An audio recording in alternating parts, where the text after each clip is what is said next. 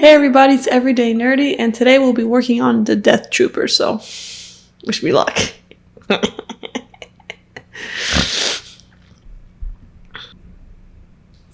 So, for the Death Trooper, we're just going to start on the face, didn't mean to cover my mouth, today, and so I tried to do this, it was hard. I'm going to start with just by doing a box mesh.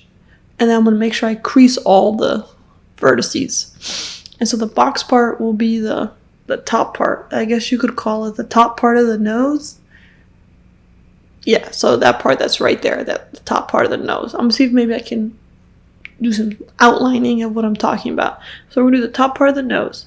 And then we're going to have to slowly adjust it, like how you would do, I wouldn't say a rhombus, but like a kite, kind of. Pulling the edges and tweaking. And the most important things to think about this is you gotta make sure you got symmetry on. And when you do symmetry, it just makes life easier. So yeah, make sure symmetry and pulling and tweaking. And there's gonna be some lines like we'll delete to make it easier. Like this line right here. I probably should have deleted it because when I have that center line, it makes it difficult when I pull the vertices, because then I gotta make sure it's even, because if I pull the top, then I gotta do the middle. But if I didn't have that middle line, I wouldn't have that problem. So it's just some things you can think about. And so you see how here the nose is being done, the top part. And of course, because like I said, that middle part, if I just deleted it, this would be a problem. So you can probably delete it on your own. And you don't have to do how I'm doing it. This is the only way I could come up with of doing the face. I tried doing it with like planes and just the face feature for this purple mode, but it was I struggled a lot. I tried to do the concept I did with the Gundam, and it was really bad. So I was like, oh, these look like boxes, so I'm gonna do boxes. And so once you have the top part of the nose looking like the top part, the next one will be to extrude to pull out the bottom. I guess you could call this the cheeks part. Yeah, the cheeks. And to pull it out, it is, I think it's Option on the Mac. I always forget. You go into Edit, you hold Option, and then you pull the arrow, or vice versa. I should really have this memorized by now, but I don't. It takes me a while. I always type something wrong. And so you do that, but when you extrude, that's the proper word, you got to make sure you crease it, because if you notice it, when I extruded it right away, it was curvy, but I have to go back and crease the lines. So, and it's just tweaking, making things look kind of similar as much as I could. My images aren't lined, I can never line up my images perfectly. It's really hard. Yeah, I don't even know if I'm going to do a part 2. Well, I will do a part 2 eventually, except the other part's even harder than this part. So, but yeah. So hopefully you can now see the top part was the nose, and these parts are the cheeks under the eyes. That's actually a good description. I think it's a good description. Now, the most important thing that I always have a problem when I'm in mesh mode is sometimes I have vertices that, what's the word? They're like overlapping each other. It's hard to see. So if you go into display mode, well, not display mode, but it's this here. Oh, I have it circled. In this here, you have the option to have the view into like a box, or more box view instead of the smooth curves. And you can see when the vertices and everything overlaps, because it gets really annoying. And one helpful tip when extruding, and you are using the hold options where you're extruding more faces. When you're pulling, you're creating more faces as you pull. Yeah. Make sure you click all the faces. Don't rely on symmetry, because if you do one side and you expect the symmetry to pull with you and you create the new face, it won't have the vertices points welded together. So you have to then manually weld each point, if that makes any sense. I did that a lot, and that caused me to have a lot of the the errors in mesh mode once I would go out. So usually I save a lot when I'm in mesh mode, but I think I edited it out every time I saved out because I have a phobia when I'm in mesh mode that I get an error and I have an overlapping edge and I'm not seeing it. Then it takes me forever to figure it out because I'm still not good. So, but now this part here, I guess you could call this, it's still part of the nose. It's just the top part that seems a bit disconnected. In retrospect, I probably I didn't have to pull separately on that top part right here. I could have just split the body, but I was trying to do things not fancy. And so this line that I just creased that I'm adjusting is going to be, you can think of it as the cheekbone that I'm trying to make it match. And it's a bit, yeah. This to me is one of the most powerful and coolest tools in Fusion, but I'm still not really good at it. And there's so much you can do. Like, I don't know if you remember the Power Ranger one I did. And I did the lips. Oh my God. That one was so difficult to do those lips. I never want to see lips again. It was very difficult. So,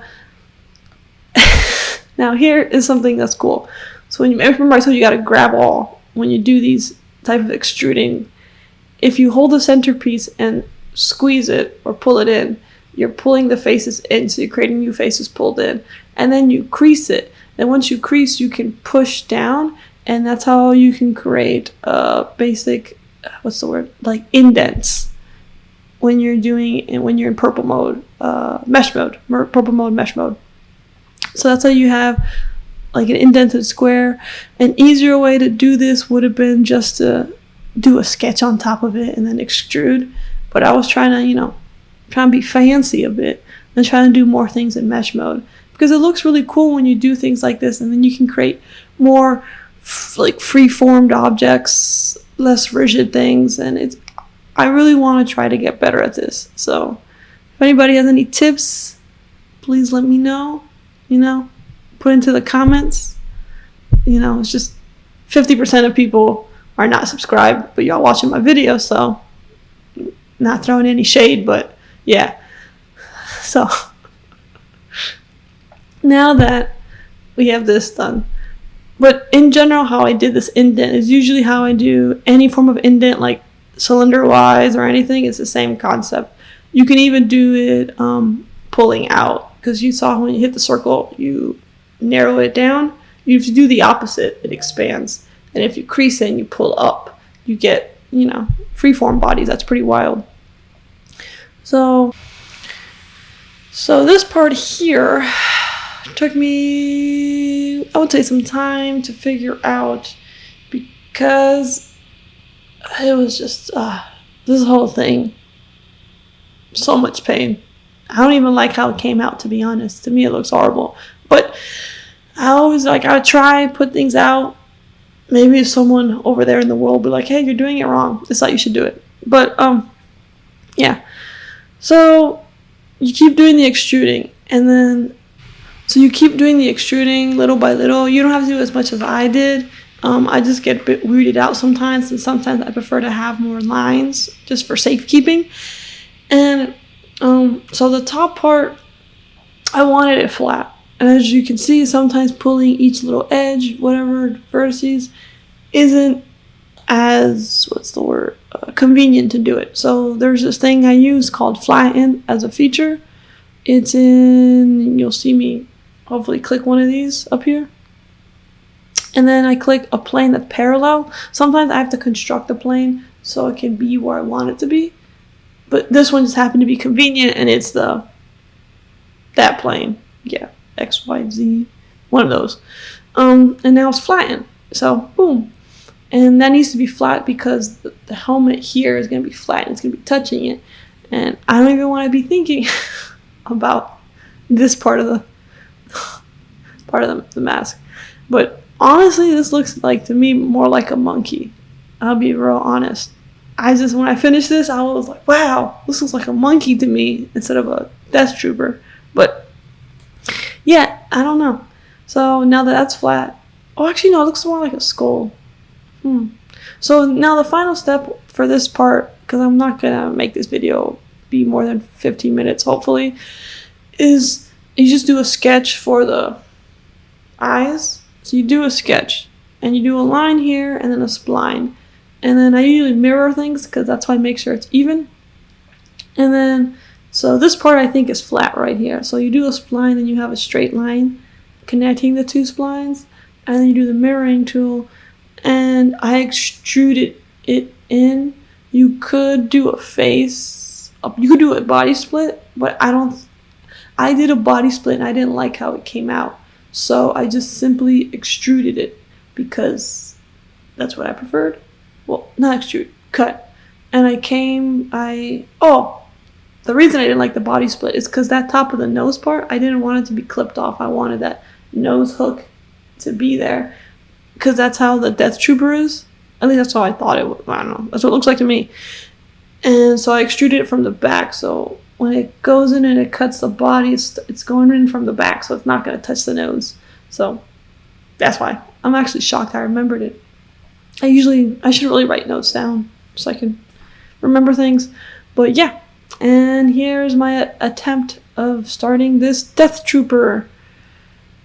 Yeah. I did my best. So but I'll be honest, this part 2 one's probably gonna take a while, because it's the bottom part that I'm still struggling to kind of think of how to do. If you guys have any ideas how to do this one, the ideas I have right now are to do a pipe, lofting, and I think a sweep, but it's all gonna be in mesh mode, so we'll see how that goes. Alright. Bye guys. Until next time.